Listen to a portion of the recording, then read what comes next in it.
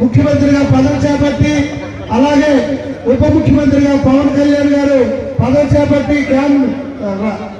కేంద్రంలో చేపట్టి ఎన్నో కార్యక్రమాలు చేసుకోగలిగాం. పెన్షన్ తారీఖున మీ ఇంటి వద్దకు వచ్చి పొద్దున్నే 8 గంటల లోపల మీ చేతులు పెడుతున్నాం. అదేవిధంగా ఉద్యోగస్తులకు కానీ రిటైర్డ్ ఎంప్లాయీస్ కానీ 1వ తారీఖునే మీకు అందరికీ పెన్షన్ వచ్చే. ఇంతకు ముందు సొసైటీలకే ఇచ్చేవాళ్ళం, అది గత ప్రభుత్వం రద్దు వేలం పాట వేస్తే ఆ 217 జీవో మన గౌరవ మత్స్యకార మంత్రి గారు అది ముఖ్యమంత్రి గారితో మాట్లాడి ఆ జీవోను కూడా రద్దు చేయడం జరిగింది. మత్స్యకారులందరూ కూడా ఎక్కడ చెరువులున్నా ఆ సొసైటీలకే ఇవ్వమని కూడా స్పష్టమైన ఆదేశాలు ఇవ్వడం జరిగింది. అలాగే మనకి అన్న క్యాంటీన్ పేదవాడు పట్టుబట్టి 5 రూపాయలకి ఇచ్చిన అన్న క్యాంటీన్ క్యాన్సిల్ చేస్తే ఆ అన్న క్యాంటీన్ మళ్ళీ పునరుద్ధరించి శ్రీకాకుళం పట్టణంలో 2 పెట్టి 5 రూపాయలకి 3 పూటల 15 రూపాయలకి ఈ రోజు భోజనం పెట్టిన పరిస్థితి ఉంది. ఉద్యోగస్తులకి డిఎస్సి అని చెప్పి లాస్ట్ టైం ఆ గవర్నమెంట్ లో దగా చేస్తే మనం మెగా డిఎస్ 16,437 పైసలు పోస్టులకి మెగా డిఎస్సి పెట్టాం. ఇలాగ ఎన్నో కార్యక్రమాలు ఉన్నాయి. మన మంత్రివర్యులు ఇద్దరు కూడా మాట్లాడతారు.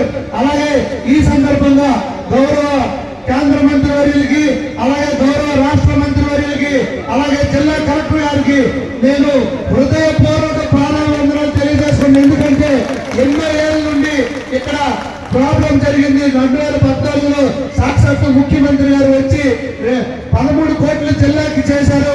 దాంట్లో భాగంగా 288 ఇల్లులు కట్టినప్పుడు కూడా అది ఇంతవరకు పూర్తిగా అర్హులందరికీ ఇవ్వలేకపోయాం. ఇంకా 76 మీద 3 సెంట్లు స్థలం ఇచ్చి 4 లక్షల రూపాయలు లోన్ ఇచ్చి ప్రతి ఒక్కరికి కూడా ఇల్లు లేని వాళ్ళకి అర్హులైన ప్రతి ఒక్కరికి ఇల్లు కట్టించే బాధ్యత పూర్తిగా మేము తీసుకుంటామని ఈ సందర్భంగా తెలియజేసుకుంటూ నిన్న రాత్రి కూడా కలెక్టర్ గారు రాత్రికి ఇప్పుడు ఇస్తాం, మిగతా 31 మందికి కూడా తర్వాత ఇస్తాం. ఎవరు గొడవలు పడద్దు. సర్పంచ్ గారు కూడా నేను ఒకటే నిలుస్తున్నాను, మీ అందరితో కూర్చొని మళ్ళీ నేను మాట్లాడతాను. ఇప్పుడు ఇస్తున్నా తీసుకొని మిగతా 31 మందికి అర్హులందరికీ కూడా ఇస్తాం.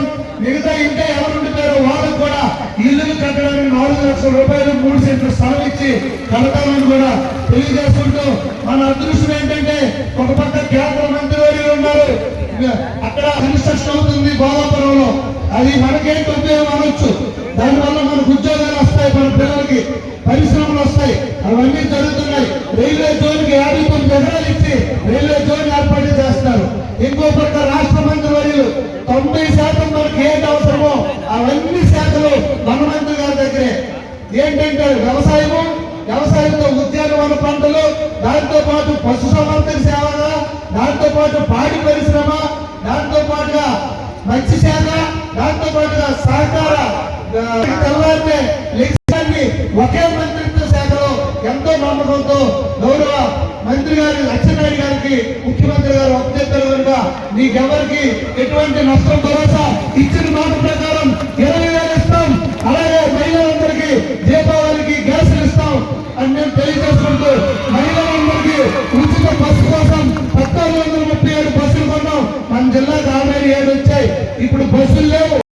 నీకు ఇప్పుడు ఉచిత ప్రయాణం ఇస్తే ఎక్కడైనా బస్సులు లేవు కనుక అందుకే ఆగాం. అది కూడా త్వరలో ఇస్తారని నేను తెలియజేసుకుంటూ ఇంత కష్ట పరిస్థితుల్లో మన కేంద్ర మంత్రి గారికి హై ఫేవర్ ఉంది. అయినా ఇక్కడికి రావాలి, మత్స్యకారులను ఆదుకోవాలి, వాళ్ళకి భరోసా కల్పించాలి, వాళ్ళకి ఆత్మస్థైర్యం నింపాలి. వలసలు కూడా మేము ఫ్యూచర్ లో మీకు మీటింగ్ చర్చలు పెట్టి నివారిస్తామని కూడా ఈ సందర్భంగా తెలియజేసుకుంటూ మత్స్యకార సోదరులందరూ కూడా మనకి ఈ రోజు కేంద్ర మంత్రి జిల్లా కలెక్టర్ గారు ఈ రోజు వచ్చి ఈ శ్రద్ధ తీసుకున్నారు. వాళ్ళకి మన జీవితాంతం ఈ సందర్భంగా తెలియజేసుకుంటూ ఈ రోజు ఇంత కష్ట పరిస్థితుల్లో ఇంత టైట్ పొజిషన్ లో కూడా ఈ నియోజకవర్గంలో ఇంత మారుమూల గ్రామానికి మీరు వచ్చి మాకు తోడ్పాటునిస్తున్నందుకు పేరు పేరున మీ అందరికీ నేను ధన్యవాదాలు తెలియజేయాలని తెలియజేసుకుంటూ రాష్ట్ర మంత్రి లక్ష్మీనాయుడు గారికి కలెక్టర్ సోట్మీద్ వెనుగల గారికి కూడా నా హృదయపూర్వక ధన్యవాదాలు నమస్కారాలు తెలియజేసుకుంటూ ఇప్పుడు ఈ కార్యక్రమాన్ని ఉద్దేశించి మాట్లాడవలసిందిగా జిల్లా కలెక్టర్ గారిని కోరుతున్నాను.